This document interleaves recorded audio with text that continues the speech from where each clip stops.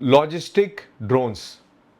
Indian army अब logistic drones खरीदने जा रही है। लॉजिस्टिक ड्रोन मतलब रसद सामग्री, हथियार, एमिनिशन, खाना पीना, ये सारी चीज़ें, दवाइयाँ लॉजिस्टिक्स में शामिल होती हैं।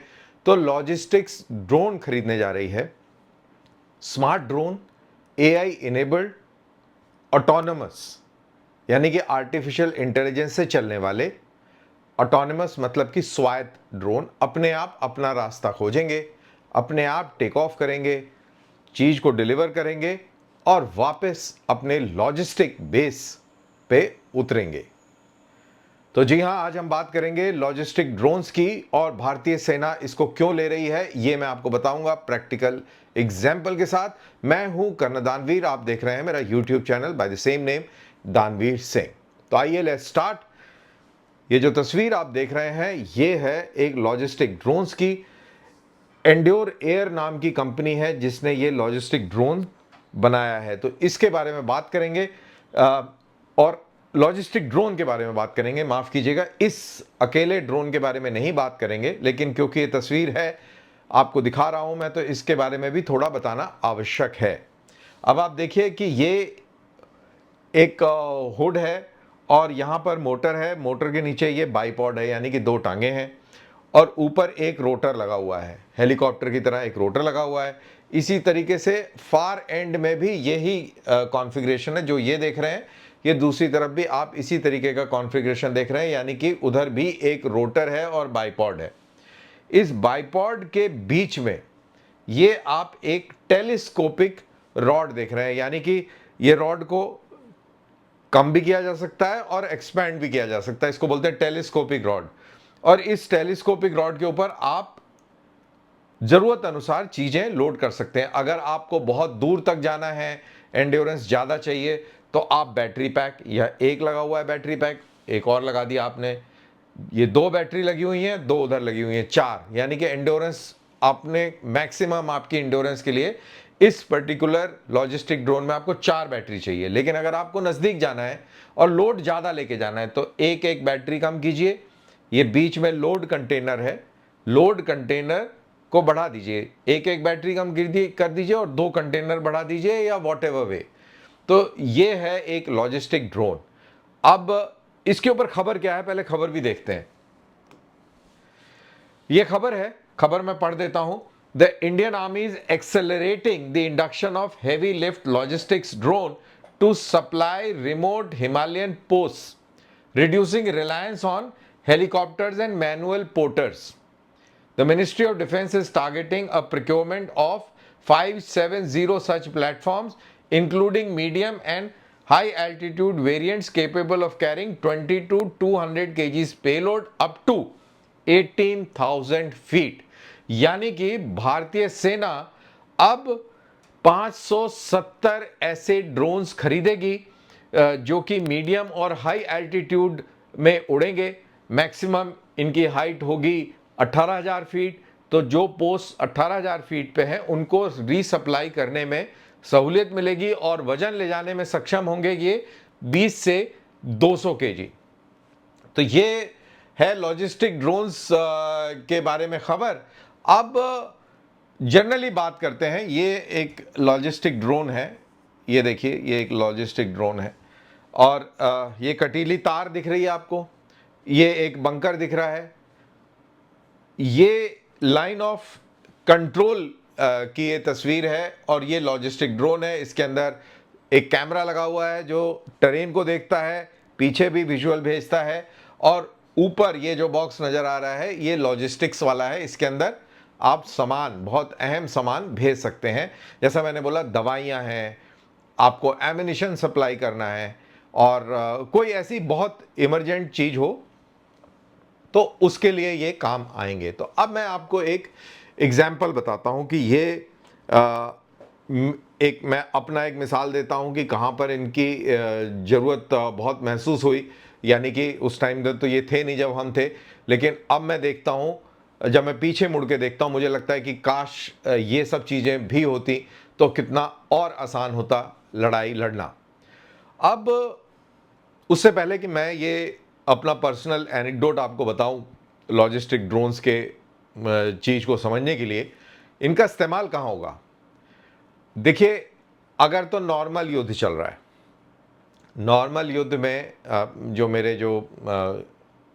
जो मेरे दोस्त जो इस YouTube को देख रहे हैं, जिनको दिलचस्पी है, मैं आपको बता दूं कि नॉर्मल युद्ध के अंदर जब आदमी यानी कि जो दुश्मन डिफेंस इख्तियार करता है, अपने बंकर बनाता है, बंकर के आगे कटीली तार लगाता है, जैसे ये दिख रही है, कटीली तार लग गई, कटीली तार के आगे माइंस लगाता है। और माइंस कितनी दूर तक लगाता है? जितनी दूर तक उसको वो कवर कर सके, यानी कि LMG की रेंज तक, 500 मीटर तक, या MMG की रेंज तक, 1000 गज तक वो लगा लेगा। अलग अलग टाइप की माइन लगाएगा। ऐसी माइन कि टैंक आए तो उसके ट्रैक्स उड़ जाएं, आदमी आए तो उनके पैर उड़ जाएं, और कोई भी हरकत हो तो पता भी लग जाए और नुकसान भी हो जाए, उसको रोका भी जा सके। तो माइंस लगे, और उसके आगे फिर खुला मैदान होता है।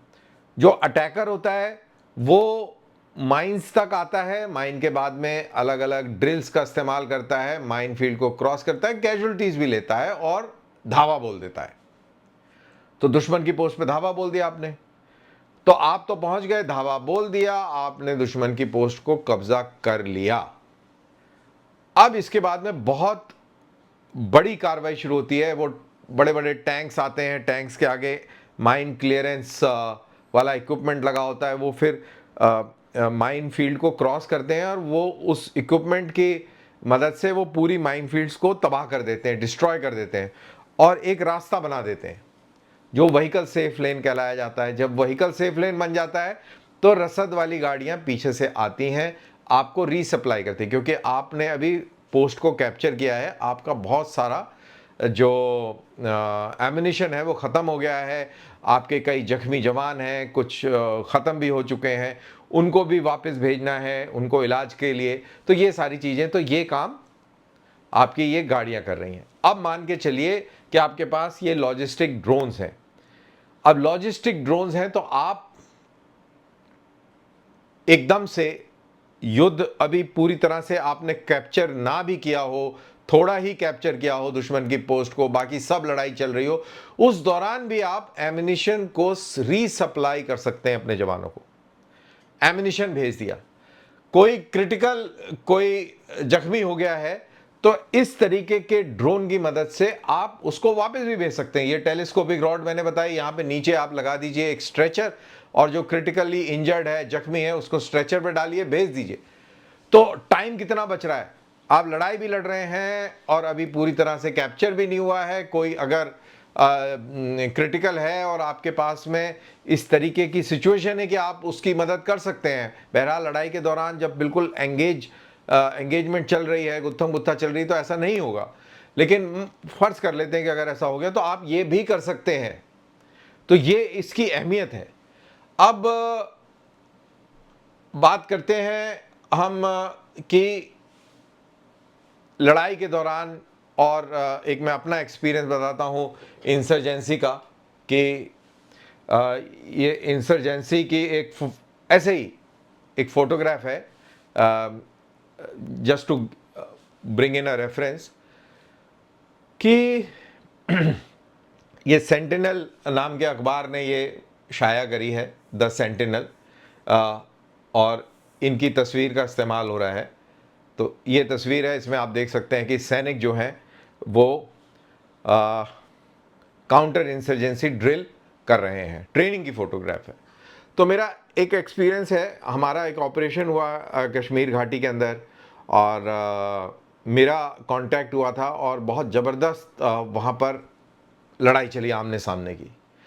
आतंकवादी 2 थे और हम लोग 6 लड़के थे, और छोटी सी टुकड़ी थी हमारी। फायर फाइट हो गया और कहानी चली काफ़ी देर तक, 3-4 घंटे चली, और अंधेरा होने वाला था। और इस लड़ाई के दौरान, क्योंकि वो एक ऐसी जगह पर बैठे हुए थे जहाँ से वो डोमिनेट कर रहे थे, तो हमने मूवमेंट किया और उनके ऊपर जाके पहुँच गए, और ऊपर से हम उन पे फायर कर रहे थे, धीरे धीरे आगे एडवांस कर रहे थे, और उनको ख़त्म करने की पूरी प्लानिंग के साथ हम अपना ऑपरेशन कर रहे थे। मेरी खुशकिस्मती कि ये जब ऑपरेशन हो रहा था तो पहाड़ी के ऊपर कमांडिंग ऑफिसर भी अपनी क्यूआरटी के साथ खड़े हुए थे और एक कंपनी कमांडर और पहाड़ी के दूसरी तरफ वो भी एक क्यूआरटी के साथ खड़े हुए थे कि अगर इमरजेंसी पड़ती है तो। अब कमांडिंग ऑफिसर अगर आपके ऑपरेशन साइट पर हो तो एक तो मनोबल आपका बढ़ता है, ऊपर से वो पूरी चीज सिचुएशन को देख सकता है, समझ सकता है और अगर निर्णय लेने की जरूरत पड़े तो निर्णय ले सकता है। तो उनको लगा कि यार यहां पर अभी कैजुअलिटी हो सकती है क्योंकि लड़ाई बड़ी जबरदस्त चल रही। तो उन्होंने हेलीकॉप्टर बुला लिए, तो हेलीकॉप्टर भी ऊपर मंडरा रहे थे कि अगर कैजुअलिटी हुई तो खट से उतरेंगे, कैजुअलिटी को इवैक्यूएट कर दिया जाएगा श्रीनगर। दूसरे मेजर साहब भी तैयार थे अपनी क्यूआरटी के साथ कि अगर ये वाले अगर दानवीर वाली क्यूआरटी अगर ऑपरेशन पूरा कंप्लीट ना कर पाए किसी वजह से तो एकदम से वो आके और वो ऑपरेशन टेक ओवर करके और उस चीज़ को आगे बढ़ाएंगे। तो वो काफ़ी प्लानिंग चल रही थी। तो जब मेरी एक उत्थम गुत्था चल रही थी तो मेरा एमिनिशन ख़त्म हो गया। मेरे पास 5 AK-47 की मैगजीन थी, पांचों की पांचों ख़त्म हो गई और ग्रेनेड बचे थे और ग्रेनेड भी चलाए और मेरा जो साथी जो पीछे था उससे एक मैगजीन लेके थोड़ा काम भी चलाया। और इसी दौरान खुशकिस्मती कि आतंकवादी बिल्कुल नज़दीक और यही 5-6 फुट या कह लें 10 फुट की दूरी पर और एकदम अचानक से एक दूसरे के सामने आए और वो जो एक मैगजीन मैंने जो अपने साथी से ली थी उसको फायर किया और वो उसमें वो ख़त्म हो गया। तो अगर मान लो ये वाले इस तरीके के ड्रोन होते हमारे पास में और अभी लड़ाई चल रही है, अभी वो लास्ट फेज लड़ाई का नहीं आया है, ग्रेनेड ख़त्म हो रहे हैं, एमिनिशन ख़त्म हो रहा है, तो हमारे सीओ जो हैं वो लॉजिस्टिक्स वाले ड्रोन को भेजकर और हमको एमिनिशन की आपूर्ति क्रिटिकल मोमेंट पर कर सकते। तो ये तो रही बात काउंटर इंसर्जेंसी की। अब आप चले जाइए हाई एल्टीट्यूड में। हाई एल्टीट्यूड में क्या है कि बहुत बर्फ़ पड़ी हुई है और हफ्ते 10 दिन से वेदर ख़राब है, वहाँ पर आप खच्चर जा नहीं सकता क्योंकि बर्फ़ पड़ी हुई है, इंसान जा नहीं सकता सामान लेकर। एक तो हाई एल्टीट्यूड है, लेके भी जाएगा तो मुश्किल से 5-10 किलो, बहुत सारे जवानों की ज़रूरत होगी तब जाके वहाँ पे आपके पोस्ट पे खाना पहुँचेगा, मिट्टी का तेल पहुँचेगा। एमिनिशन की वैसे कोई कमी नहीं होती लेकिन अगर ज़रूरत पड़े तो एमिनिशन लेके जाएंगे। खाना पीना और मिट्टी के तेल की बहुत किल्लत हो जाती है, दवाइयों की किल्लत हो जाती है। तो अब बर्फ़ छटेगी, बादल हटेंगे तो हेलीकॉप्टर आएगा तो सामान लाएगा। लेकिन अगर आपके पास में ऑटोनोमस लॉजिस्टिक ड्रोन है, चाहे बादल है, चाहे बर्फ़ गिर रही है, AI इनेबल्ड है, आपने बटन दबाना है और वो क्वाडकॉप्टर या ड्रोन उड़ेगा और नेविगेट करते हुए सीधा कोऑर्डिनेट पर आपकी पोस्ट पर उतरेगा। आप सामान उतारिए और उसको वापस भेज दीजिए। ना आपको बर्फ़ की चिंता, ना आपको दिन और रात की चिंता, ना स्मोक की चिंता, ना फॉग की चिंता। तो एक बहुत बड़ा ये मोरल बूस्टर भी है और आपकी ऑपरेशनल एफिशिएंसी को भी ये बढ़ाएंगे। तो इस लिहाज से ये ड्रोन्स बहुत ही अहमियत वाले ड्रोन्स हैं। जनरली जब हम बात करते हैं तो attack drones, arm drones, surveillance drones और लॉजिस्टिक ड्रोन्स की बात नहीं करते। तो मेरे को लगा कि ये एक बहुत इंपॉर्टेंट टॉपिक है, इसको समझाना बहुत ज़रूरी है क्योंकि मैं देख रहा हूँ कि मेरे जो व्यूअर्स हैं उनको बहुत इंटरेस्ट है, दिलचस्पी है। तो ये आपको मेरा वीडियो कैसा लगा? अगर आपको पसंद आया हो तो प्लीज़ कमेंट बॉक्स में कमेंट कीजिए और फिर अगले वीडियो का इंतज़ार कीजिए और मुझे दीजिए इजाज़त। जय हिंद।